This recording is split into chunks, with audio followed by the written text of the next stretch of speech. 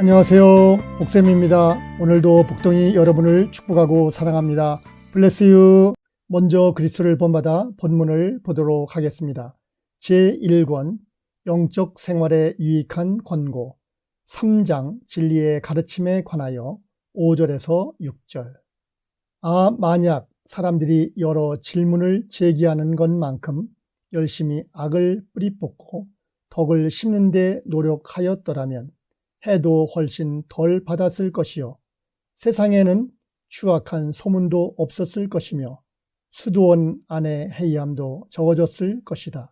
진실로 심판날에 우리는 무엇을 읽었느냐가 아니라 무엇을 행하였느냐라는 추궁을 받을 것이요 얼마나 잘 말하였느냐가 아니라 얼마나 덕스럽게 살았느냐에 따라 판단받을 것이다.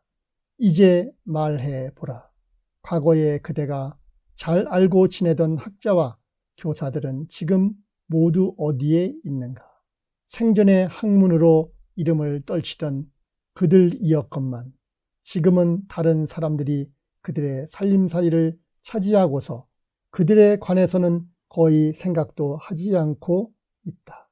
생전에는 그들이 대단한 존재 같았지만 지금은 언급조차 되지 않는다. 세상의 영광은 얼마나 속히 지나가 버리는가. 진정 그들의 삶이 그들의 학식에 부응하는 것이었다면 얼마나 좋았을까.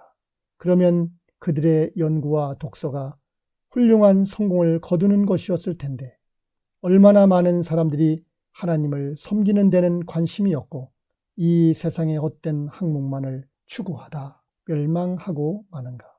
그들은 겸손하기보다는 위대해지기를 바라기 때문에 허망한 망상에 빠지고 만다. 사랑 안에서 위대한 자가 진정 위대한 자이다. 스스로 작다고 여기고 영예의 높낮이에 관에 왈과왈부하지 않는 자가 진정 위대한 자이다. 그리스도를 얻기 위해 세상의 모든 것을 분토와 같이 여기는 자가 진정 지혜로운 자이다. 그리고 자신의 뜻을 버리고 하나님의 뜻을 행하는 자가 진정 지식 있는 자이다. 오늘의 본문입니다. 토마스는 여러 질문을 제기하는 것만큼 열심히 악을 뿌리 뽑고 덕을 심는 데 노력한다면 해도 덜 받고 추악한 소문도 없었을 것이며 해이함도 적어졌을 것이라고 말합니다. 남을 위해서 매일 기도한다는 것이 참으로 어렵습니다. 여러분은 남을 위하여 얼마나 많은 기도를 하시나요? 저도 기도를 이야기하면 부끄럽습니다. 남을 위하여 기도를 많이 못하거든요. 영국에 있으면서 한 학기 청강했을 때 일입니다. 공부하는 규칙, 룰보다 식당에서 식사하는 룰이 있어요. 좀 특이한 거죠. 한 테이블에 5, 6명이 앉아서 식사를 해요. 학생들이 점심 식사를 하고 나면 바로 나가지 않고 한 테이블에서 5, 6명이 모두 식사를 마칠 때까지 기다리는 거예요. 식당 벽에는 책꽂이가 있어요. 책꽂이에는 각국에서 온 선교 편지가 수천 통이 있어요. 한 테이블에 한 학생이 식탁에 학생 수만큼 편지를 가지고 오는 거예요. 그러면 각자가 그 편지를 보고 잠시 1, 2분 기도를 해요. 그러니까 식사 후 기도하는 시간이 6, 7분 걸려요. 그 기도가 마치면 테이블에 학생들이 일어나요. 저는 크게 감동을 받았어요. 저의 남을 위한 기도에 전환점을 맞은 거예요. 그래서 처음 학교에 가서 식사한 날부터 집에 돌아와 학교와는 달리 나의 집에 방문했던 사람들, 친구들을 카드로 만들어 기도를 시작했어요. 벌써 그 기도가 24년째 됩니다. 처음에는 카드가 몇 장 안 되었는데 요새는 1,000장 가까운 카드를 놓고 기도합니다. 때로는 사람이 죽은 사람도 있어요. 그러면 그의 가족을 위해 기도해요. 소식을 몰라도 5년, 10년 기도하고 그동안 한 번도 전화나 편지가 없었는데 정말 어쩌다 만나면 며칠 전에 만났던 사람처럼 가까운 것을 느껴요. 아마도 기도하는 마음이 통했나 봐요. 그런데 문제가 있어요. 처음에는 친하게 되어 기도를 시작했는데 여한 일로 인하여 관계가 안 좋은 때도 있잖아요. 좀 보기 싫고 좀 심하면 욕도 해주고 싶고 때려주고도 싶고요. 여러분은 그런 경우가 없나요? 여러분은 착한 사람이라 없을지 몰라도 저는 착하지 않아 가끔 있어요. 그런데 내가 그 카드를 찢거나 없애지 않는 한 여전히 카드는 정한 시간이 되면 내 앞에 돌아오는 거예요. 그래서 그를 위해서 기도할 수밖에 없어요. 그렇다고 기도를 하는데 저주를 할 수는 없잖아요. 너무 그 사람을 놓고 기도하기가 싫어서 저의 아이들이 있을 때는 기도 카드를 바꾸어 기도를 한 적도 있어요. 왜냐하면 미운 사람을 축복하는 기도가 하기 싫은 거예요. 그러면 아이들은 아빠 카드인데 왜 바꾸냐고 해요.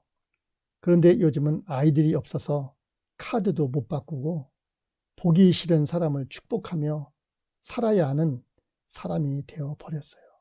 내가 카드를 없애면 기도를 안 할 수도 있는데 제가 강심장이 아니라 없애지 못하고 그냥 기도해요. 아마 하나님이 그런 저를 불쌍히 여기시나 봐요. 긴 기도도 아니고 이름 석자 부르는 기도인데 저를 많이 사랑하셔요. 제가 착해서 기도를 하는 것은 절대 아닙니다. 제가 사랑이 있어서 하는 것도 아니고요.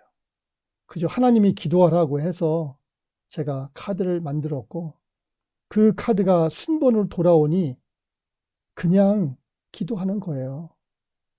마음과 입술이 다른 거죠.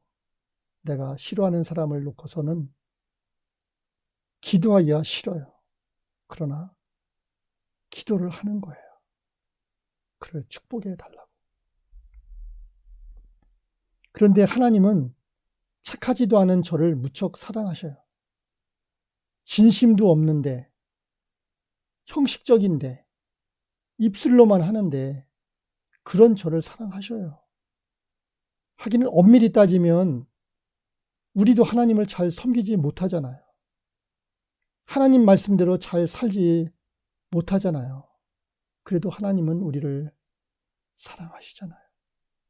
그런 하나님을 위해 여러분들도 하루에 하나씩 하나님이 기뻐하시는 일을 하면 어떨까요? 하나님은 기뻐하실 것입니다. 성경은 말합니다. 빌립보서 2장 5절에서 8절. 너희 안에 이 마음을 품으라. 곧 그리스도 예수의 마음이니. 그는 근본 하나님의 본체시나 하나님과 동등됨을 취할 것으로 여기지 아니하시고 오히려 자기를 비워 종의 형체를 가지사 사람들과 같이 되셨고 사람의 모양으로 나타나사 자기를 낮추시고 죽기까지 복종하셨으니 곧 십자가에서 죽으심이라. 무엇을 읽었느냐가 아니라 무엇을 행하였느냐. 얼마나 잘 말하였느냐가 아니라 얼마나 덕스럽게 살았느냐입니다. 주님을 얻기 위해 스스로 작다고 여기는 자, 모든 것을 분토같이 버리는 자, 자신의 뜻을 버리고 하나님의 뜻을 행하는 자가 진정한 지식 있는 자입니다. 주님의 은총이 여러분에게 임하기를 원합니다. 구독과 좋아요, 알림 설정을 마음을 담아 눌러 주십시오. 여러분의 동참은 세상을 밝히는 빛이 됩니다. 복덩이 여러분을 축복하고 사랑합니다. Bless you.